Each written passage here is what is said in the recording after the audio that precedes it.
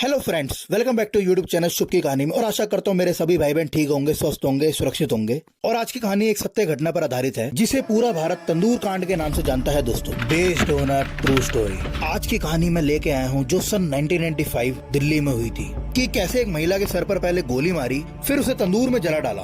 इस कहानी ने दिल्ली के लोगों को झंझोड़ कर रख दिया था और जिसने ये कहानी सुनी थी उन बंदों को तो काफी दिनों तक नींद ही नहीं आई थी। तो दोस्तों कहानी शुरू करते हैं। जब तक आप सभी नीचे दिए गए लाल बटन को दबाकर सब्सक्राइब करिए और लाइक करें और वीडियो एंड तक जरूर देखना दोस्तों कि कैसे एक इंसान ने इतनी बड़ी घटना को अंजाम दिया। तो बात है सन 1995 की। दिल्ली के गोल मार्केट के एक फ्लैट में एक कपल रहता था, सुशील शर्मा और उनकी पत्नी नैना सानी। सुशील शर्मा एक दिल्ली की जानी मानी पार्टी का एक नेता था। तो दोस्तों बात है 2 जुलाई 1995 की।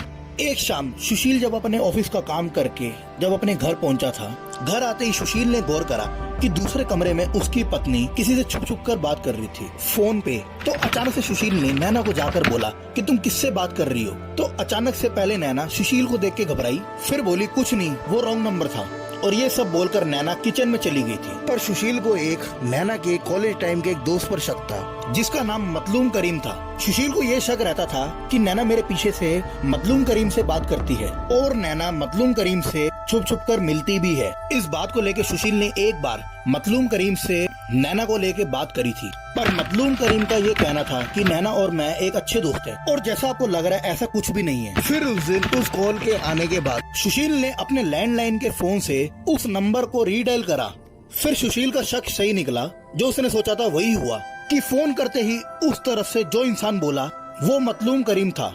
इस आवाज को सुशील अच्छे से पहचानता था। फिर सुशील गुस्से में आकर फोन रख देता है बिना कुछ बोले और सीधा नैना सानी की तरफ किचन में जाता है। फिर सुशील किचन में जाकर नैना से पूछता है कि तुमने मुझसे झूठ क्यों बोला। पर इस बात पर नैना ने कुछ नहीं बोला। फिर नैना की इसी खामोशी की वजह से सुशील को और गुस्सा आता है। फिर सुशील ने गुस्से में आकर ऐसी वारदात को अंजाम दिया जो किसी ने कल्पना भी नहीं की थी। फिर सुशील अपनी लाइसेंसी पिस्टल निकालता है जिससे सुशील 3 राउंड फायर करता है। एक राउंड ऊपर एसी की तरफ लगता है और एक राउंड नैना की गर्दन पे लगता है और एक राउंड नैना के सर पर लगता है। फिर उसी दौरान नैना की उसी टाइम मृत्यु हो जाती है। फिर सुशील को नैना की डेड बॉडी देखकर अचानक से ये लगा कि मैंने गुस्से में आकर ऐसा क्या काम कर दिया। फिर सुशील जोर जोर से रोने लगता है नैना के शव के पास बैठकर और रोते रोते ये कहता है कि मैंने गुस्से में आकर क्या काम कर दिया। फिर सुशील उस शव के पास थोड़ी देर और बैठता है और बैठते हुए ये सोचता है कि अब सब खत्म हो गया, अब मैं जेल जाऊंगा। फिर सुशील के मन में एक प्लान आता है और वो अपनी किचन में से एक बड़ा सा पॉलीथीन लेके आता है। फिर सुशील जमीन पे गिरा हुआ पहले खून साफ करता है। फिर सुशील उस बॉडी को पॉलीथीन में डालकर फ्लैट से नीचे उतारता है। वहाँ सुशील के नीचे मारुति 800 कार खड़ी थी, क्योंकि आप सबको पता है दोस्तों 1995 में मारुति 800 कार आम गाड़ी होती थी। फिर सुशील ने पॉलीथीन को कार की पिछली डिक्की में डाला। फिर उस कार को लेके वो गोल मार्केट से निकला। फिर वो पहले पॉलीथीन को दिल्ली में इधर उधर लेके घूमता रहा कि मैं कहाँ पे ठिकाने लगाऊं। फिर सुशील को ये भी डर था कि कोई पुलिस वाला रेगुलर चेकिंग के दौरान कार रास्ते में न रोक दे। फिर सुशील को ध्यान आया कि दिल्ली के ITO के फ्लाईओवर के नीचे से यमुना नदी जाती है। फिर सुशील सीधा कार को लेकर उस पुल की तरफ बढ़ा पॉलीथीन फेंकने के लिए। फिर सुशील ने जाकर देखा कि पुल के आसपास रात को काफी लोग थे और सुशील पार्टी का जाना माना नेता था। इसी वजह से सुशील को काफी लोग जानते थे। तभी सुशील को डर था कि मुझे कोई ना देख ले फेंकते हुए पॉलीथीन। फिर इस वजह से सुशील ने उस पॉलीथीन को नहीं फेंका। फिर सुशील वहाँ से गाड़ी लेके आगे निकल गया दिल्ली की सड़कों पर डरते हुए। फिर कुछ देर बाद सुशील को ख्याल आया